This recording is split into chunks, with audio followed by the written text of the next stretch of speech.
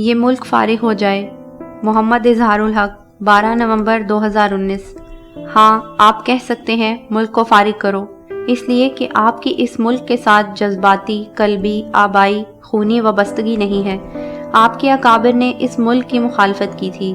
آپ کے والد محترم نے فرمایا تھا کہ وہ یہ ملک بنانے کے گناہ میں شامل نہیں تھے۔ آپ نے آج تک تحریک پاکستان کی حمایت میں ایک لفظ نہیں ارشاد فرمایا۔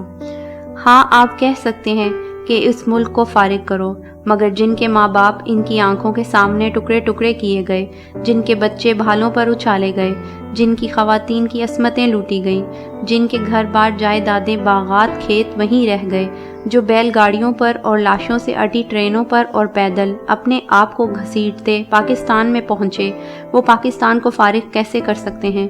آپ کہہ سکتے ہیں کہ اس ملک کو فارغ کرو، مگر وہ لیاقت علی خان جو گولی کھا کر شہید ہوا، جس کی جیب سے چند سکوں کے سوا کچھ نہ نکلا، جس کی بیوہ کے پاس اپنا مکان تک نہ تھا، وہ لیاقت علی خان اس ملک کو کیسے فارغ کر سکتا تھا؟ میرے منہ میں خاک، آپ اس ملک کو فارغ کرنے کا کہہ سکتے ہیں، مگر وہ قائد اعظم جس نے کروڑوں کے محلات چھوڑے، ایک دھیلا بھی نہ کلیم کیا، جس نے بستر مرگ پر لیٹ کر بھی باورچی واپس بھجوا دیے، جو بیت المال سے اپنی ذات پر پانی تک خرچ نہ کرتا تھا، جس نے بیمار پھیپڑوں کے ساتھ اس ملک کو ہندو افریت سے نجات دلوائی، وہ قائد اعظم اس ملک کو فارغ کرنے کا سوچ بھی نہیں سکتا تھا۔ آپ کہہ سکتے ہیں کہ اس ملک کو فارغ کرو، آپ اس حقارت کو گواہ بنا کر ایسا کہہ سکتے ہیں جو ایسا کہتے وقت آپ کے چہرے پر صاف دیکھی جا سکتی تھی، اس لیے کہ آپ نے اس ملک سے، جس کے بنانے کے گناہ میں آپ کے بزرگ شامل نہ تھے، خوب فائدہ اٹھایا۔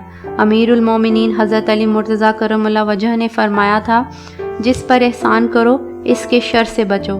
آپ سال ہا سال وفاقی وزیر کی مراد اس ملک سے وصول کرتے رہے، اس ملک کے سرکاری محل میں برسوں ٹھاٹھ سے رہتے رہے۔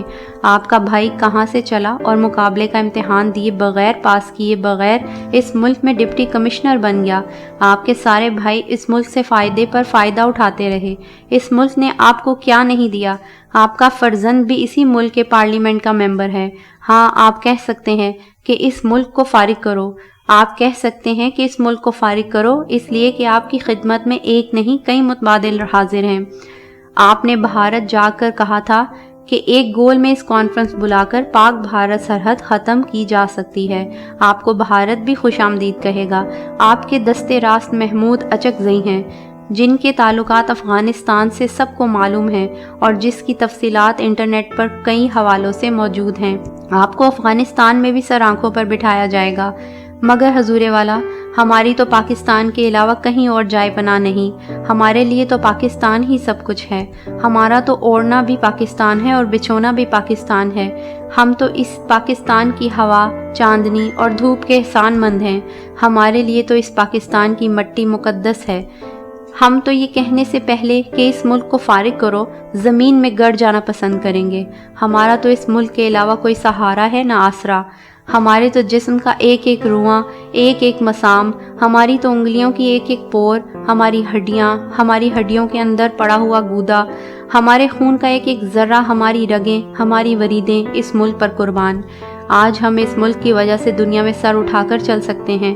ہم کسی مودی، کسی جسونت سنگھ، کسی آدتیہ ناتھ، کسی پراگیا ٹھاکر کے محتاج نہیں۔ ہمیں گائے فروخت کرنے کی وجہ سے کوئی قتل نہیں کر سکتا۔ گوشت کھانے کی وجہ سے ہمارا گھر کوئی نہیں جلا سکتا۔ ہمارے چہرے نہ بگڑ جائیں اگر خدا نخواستہ ہم کہیں کہ فارغ کرو اس ملک کو۔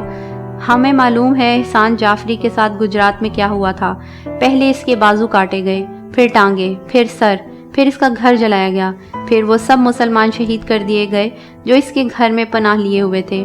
احسان جعفری آسمانوں سے ہمیں پکار پکار کر کہہ رہا ہے کہ پاکستان تمہارے لیے جنت ہے، تم خوش بخت ہو۔ ہم نہیں کہہ سکتے کہ پاکستان کو فارغ کرو۔ ہمیں معلوم ہے فاروق عبداللہ جیسے کٹر بھارتی نے تسلیم کر لیا ہے کہ قائد اعظم نے درست کہا تھا۔ آپ کہہ سکتے ہیں کہ اس ملک کو فارغ کرو، اس لیے کہ آپ نے آج تک تسلیم نہیں کیا کہ قائد اعظم نے ہندو ذہنیت کے بارے میں جو کچھ کہا تھا، آج ہر نیا دن، ہر گزرتا لمحہ اسے زیادہ بڑا سچ ثابت کر رہا ہے۔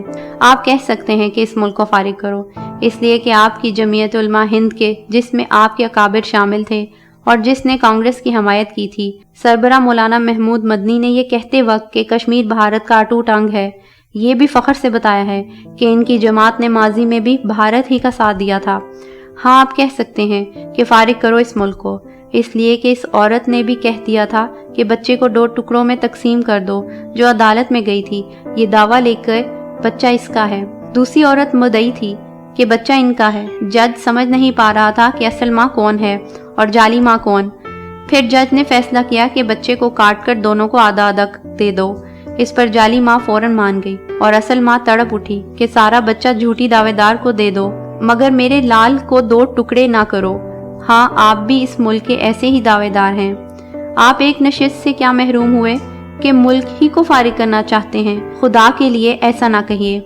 آپ نے جو لینا ہے لے لیجئے، نشستیں، وزارتیں، کمیٹیوں کی صدارتیں، سرکاری محلات، اپوزیشن لیڈری، ڈپٹی کمشنری، سب کچھ لے لیجئے، مگر خدا کے لیے اس ملک کی سلامتی کے در پہ نہ ہوں۔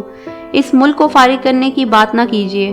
تف ہے ریٹنگ کے بھوکے ان اینکروں پر اور تجزیہ کاروں پر جو یہ فکرہ ہنس ہنس کر دہرا رہے تھے، دھرتی کے یہ ناخلف بیٹے جنہیں یہ ماں دودھ نہیں بخشے گی، خاک چاٹیں گے، دھول کھائیں گے، خائب اور خاسر ہوں گے۔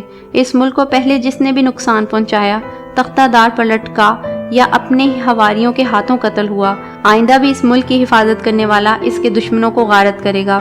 یہ ملک فارغ نہیں ہوگا۔ ہاں جو چاہتے ہیں کہ یہ فارغ ہو جائے، بہت جلد اپنا انجام دیکھ لیں گے۔